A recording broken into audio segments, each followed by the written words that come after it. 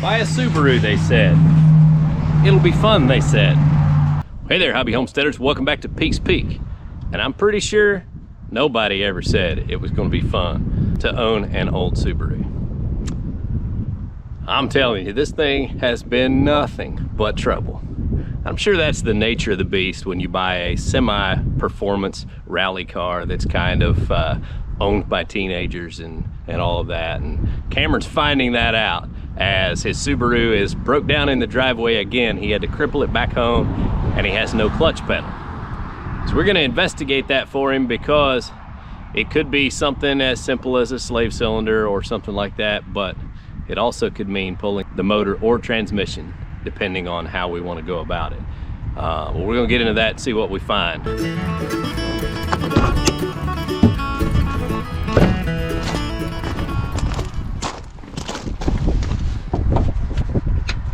I have to pull the intercooler off first thing. Looks like it.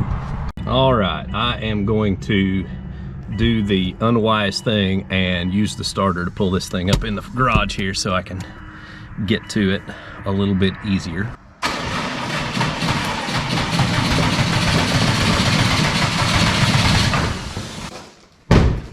It's probably real good for the battery and the starter. I think I'll throw a charger on the battery and then I'll pull that intercooler off and we'll kind of get a look at the slave cylinder and the push arm and see if the clutch fork is loose or what's going on there. Try to figure out if it's internal or not.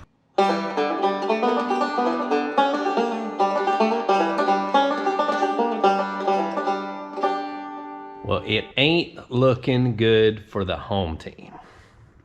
I'll just tell you. Because the clutch fork wiggles. And the clutch fork's not supposed to wiggle. And the little pin is kind of sliding out the side.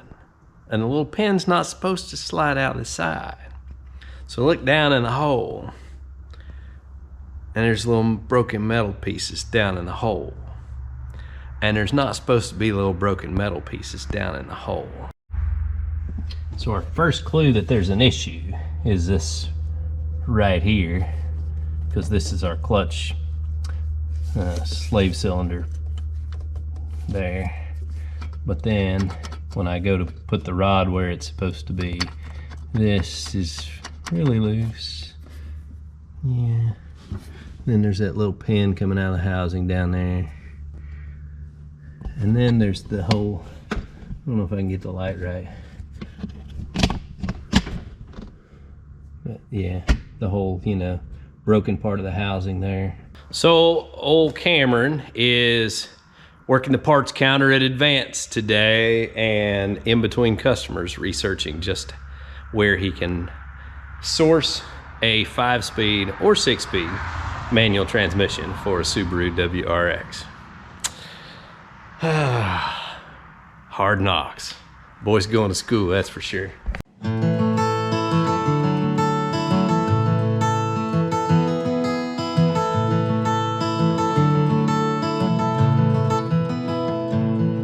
Alright guys, I've been working this thing over trying to figure out exactly what happened, what caused it, and what needs to happen to repair it.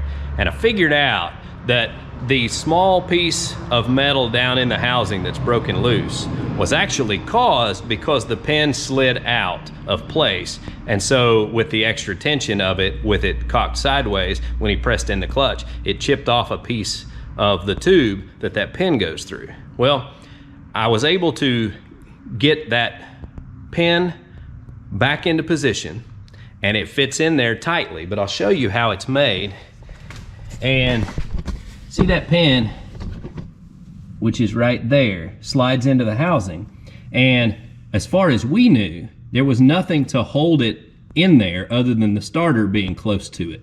I think I'm gonna be able to fix this without pulling the transmission, but what I've gotta do is fabricate a bracket that will bolt on the outside of the case. There's a bolt nearby there that I'm going to be able to use to mount one end of it, and I can run the other end actually into that pin so that it holds that pin in position where it needs to be.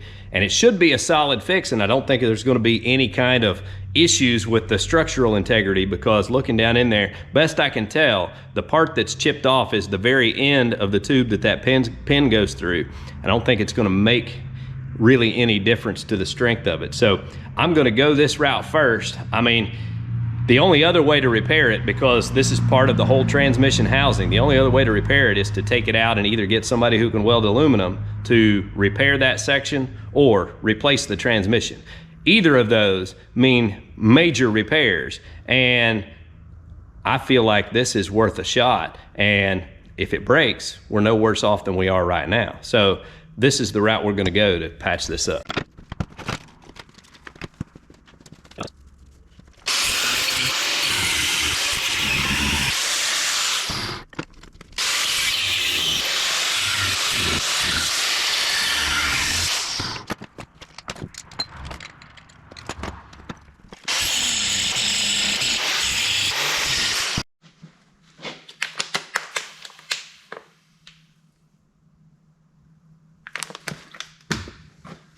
Heat treat.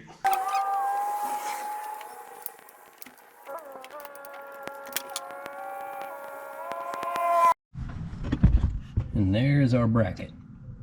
So we got the bracket made to hold that pin in place and to stabilize it. And I think that's going to be good enough that this clutch will work. So I'm going to put the starter back on and test it out.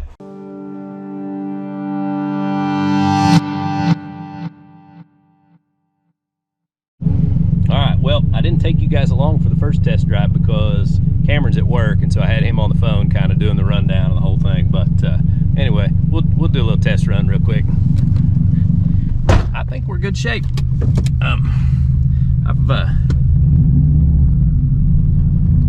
Clutch feels good. Pedal feels just like it should.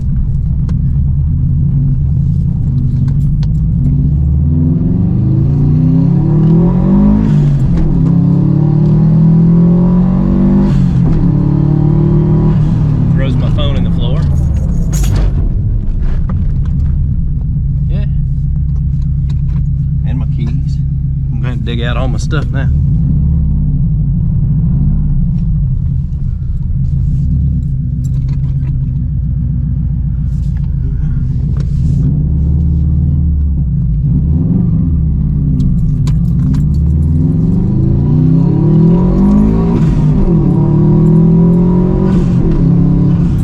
Oh yeah, he's back in business.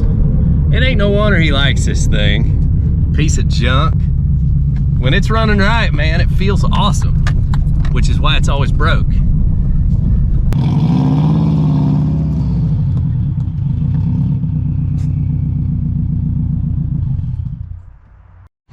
All right, so the WRX saga continues, but it's not as bad as we thought, at least for now, because we got by without having to pull the transmission. I was able to fix it in a couple of hours this evening, just fabricating that little bracket to hold the clutch fork pin in.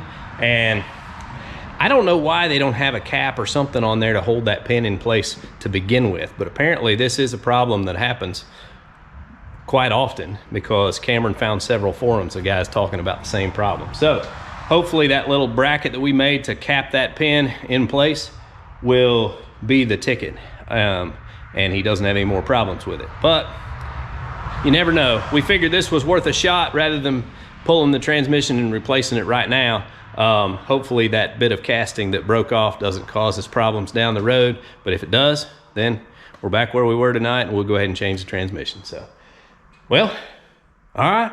Hope you guys enjoyed the video, and I appreciate y'all watching. Y'all have a good day.